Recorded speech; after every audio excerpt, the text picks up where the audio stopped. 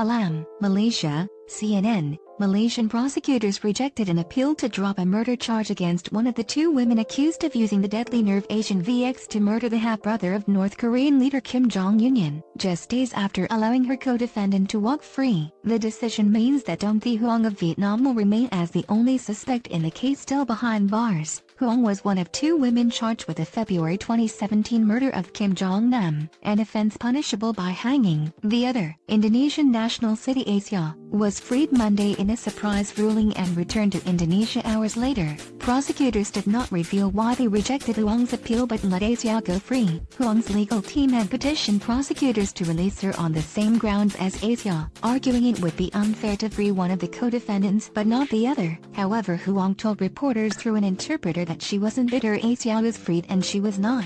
"God knows me and Siti Aisyah didn't do anything," Huong said. According to her interpreter, Vietnamese national Dong Thi Huong Center is escorted by police as she arrives at Shah Alam High Court in Shah Alam, Malaysia, on Thursday. After the ruling was announced, Huong wept and pressed Vietnamese ambassador to Malaysia Lee Kui Koo NH's hands to her forehead. Koo NH later told CNN that the Vietnamese Justice Minister had sent a letter to Malaysia's Attorney General requesting Huong's release. "She's a little bit nervous and weak," Koo NH said. He said Hanoi would again request that Malaysian authorities treat Huong fairly and release her as soon as possible. Huong's lawyer, Hisayam Tepotik, called the decision not to drop the case disappointing in court Thursday. "The decision not to withdraw does not sit well with our criminal justice system. There is discrimination as the prosecution favors one party to the other," he said.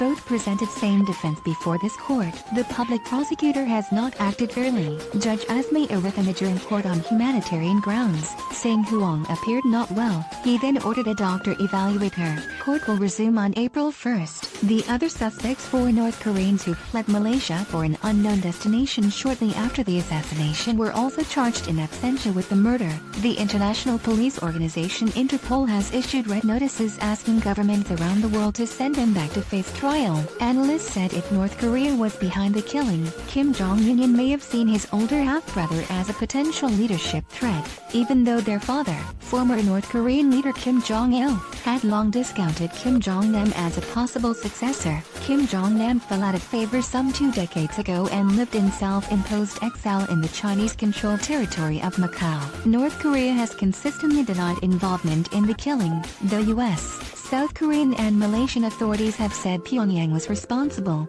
Huong, Aisyah and the 4 North Koreans were accused of exposing Kim to the VX as he entered an airport in Kuala Lumpur on the outskirts of the Malaysian capital, killing him in minutes. Prosecutors alleged that Huong and Aisyah wiped Kim's face with a chemical before washing themselves. The North Koreans then promptly left the country. Lawyers for the 2 women argued they were duped by the North Korean agents, who tricked them into thinking they were taking part in a reality TV show. Malaysian authorities disagreed. During the police investigation and through most of the trial, police and prosecutors were adamant that both women knew what they were doing, which made Monday's developments all the more surprising. Indonesia lobbies for Aisyah. Indonesian authorities said earlier this week that Malaysia had agreed to release their citizen due in part to intense lobbying by Jakarta. Indonesia's Law and Human Rights Ministry sent a formal letter to Malaysian Attorney General Tommy Thomas, to which he responded on Friday last week. Aisyah told CNN in an interview Wednesday that she agreed to take part in the reality TV show as a job to make some extra money. She said she was offered the job by a Malaysian man and ended up earning about $120, but declined to speak at length about the case. "My message to the other women workers: please don't easily trust the others. If you want to do something,